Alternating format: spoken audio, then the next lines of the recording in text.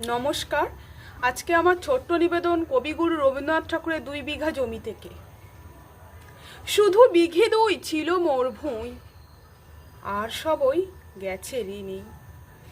বাবু বলিলেন, বুঝেছ উপিন, এ জমি লইব কিনি। কহিলাম আমি, তুমি ভূস্বামী, ভূমির অন্ত নাই।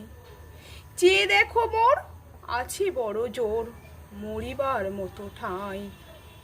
শুনি রাজা কহে, বাপু জানো তো হে, করেছি বাগানখানা, পেলে 2 বিঘে, দৈর্ঘ্যে প্রস্থে হবে সমান টানা, ওটা দিতে হবে।